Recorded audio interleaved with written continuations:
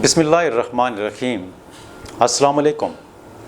Awan homeopathic centre से doctor Mohammad Arshad Awan आपसे मुखातिब हूँ।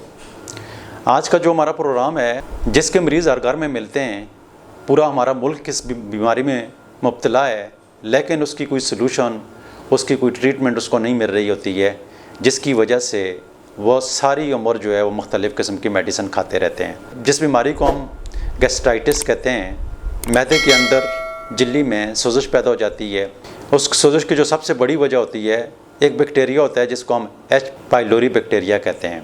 ये मैदे के अंदर जलन पैदा कर देता है, ये मैदे के अंदर इन्फेक्शन पैदा कर देता है, दिल ख़राब होता है, उल्टी आना शुरू हो जाती है, और डायरिया भी हो सकता है, कब्ज़ भी हो सकता है, पेट में दर्द भी हो सकता है, लूज़ मोशन भी हो सकते हैं। तो इस तरह की जो कॉमन प्रॉब्लम है बहुत सारे लोगों में देखने को मिलती हैं। अगर इस एच पाइलोरी बैक्टीरिया का इलाज जब तक ठीक तरीके से नहीं किया जाएगा तो ये मसला आपका सारी ज़िंदगी के लिए ठीक नहीं होता है। इसके लिए आपको एहतियाती तौर पर घर में ख़ासकर ग़ज़ा के हवाले से जो है वो बड़ी एहतियात करनी है।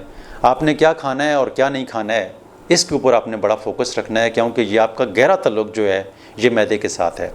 तो ऐसी सूरत में आप कोशिश करें कि फ्रूट का इस्तेमाल किया करें, आप सब्ज़ियों का इस्तेमाल किया करें, आप ख़ास कर पत्तों वाली सब्ज़ियों का इस्तेमाल किया करें।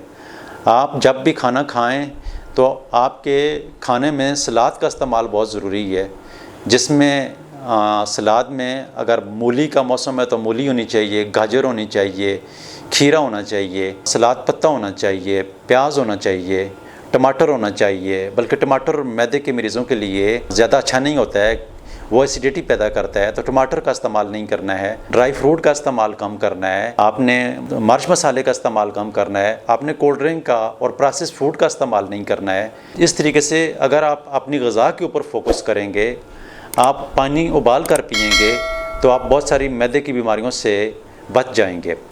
लेकिन चूँकि मैदे के अंदर जो बैक्टीरिया होता है और उस बैक्टीरिया की साथ जो इन्फ्लेमेशन हो जाती है, जो अल्सर बन जाते हैं, तो उसके लिए मेडिकेशन की बहुत ज़्यादा ज़रूरत पड़ती है।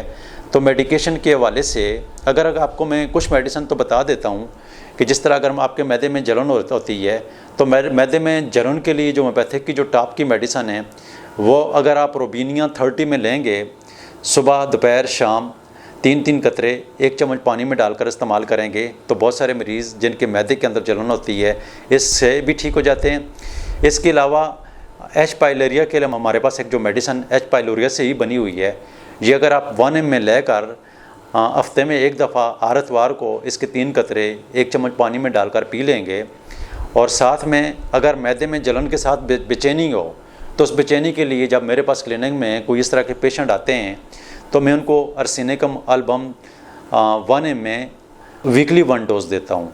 तो इस तरह बहुत सारे मरीज़ जो होते हैं वो मुस्तकिल तौर पर सेहतयाब हो जाते हैं। अगर आपको मैदे के हवाले से किसी भी किस्म की प्रॉब्लम है तो आप तो सबसे पहले बेहतर तरीक़ाकार ये है कि आप अपने नज़दीक तरीन होम्योपैथिक डॉक्टर के पास जाएं, जाकर वहाँ से आप ट्रीटमेंट करवाएं, ताकि आप मुस्तकिल बुनियादों के ऊपर ठीक हो सकें।